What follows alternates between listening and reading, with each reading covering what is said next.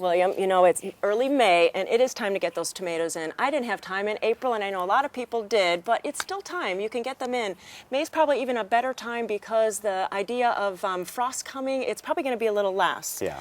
We've prepared this bed, we've added compost, added some topsoil, it's really ready to go. And with tomatoes, you also want to add some garden lime. They really need that added to the soil because sometimes in the valley here we don't have enough nutrients for the plant to take up, and you could have some problems with your fruit. Also, with tomatoes, you do want to plant them deeper. So when you're making your holes, make sure that you make a deeper hole and you take off all of the buds and these little leaves down the stem.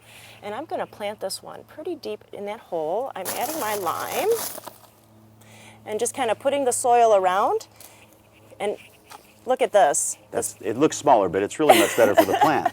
Now, another way of planting them is called the sideways version. You take the plant out, you dig your hole, but you make it long ways, put your little lime in there, and then very carefully kind of bend the top of it up. I've removed all the leaves already. I'm going to fill it in. Now, both of these ways make the plant look like it's really, really small, but what it's actually doing is giving all of that stem the ability to become a root system. And with a bigger root system is a healthier plants, more yield. So it really makes a lot of sense. Now, William, what if we do have some cold nights? What do you recommend? Well, you know, even through May sometimes we can get some really cold nights, and tomatoes, almost all of your hot weather crops, are plants that don't really do much of anything if it gets around 40 or 45 degrees at night.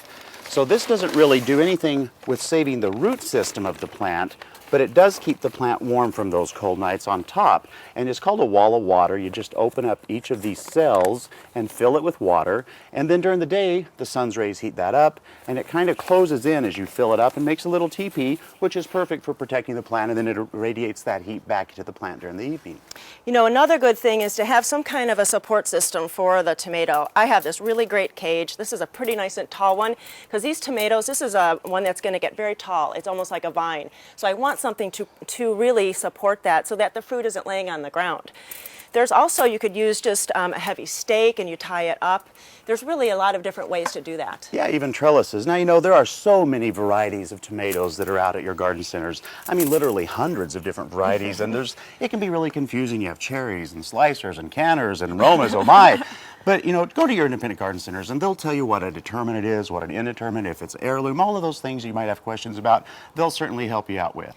And William, don't forget about the watering. I think sometimes tomatoes can be kind of crazy with the watering. You know, they are from Mexico. So in Mexico in the summertime, they don't get a lot of water. So make sure that you water it in well, water it until the blooms set and you start to see fruit, and then cut back on the watering. Usually around 4th of July, you really want to starve them for water. Yeah, because they'll really produce a lot more. So whatever you're looking for, please go to your independent garden centers because there's all kinds of great tasting tomatoes. And for heaven's sakes, try a new variety this year, something you've never had before. Be a little wild and crazy and see what grows up in your garden.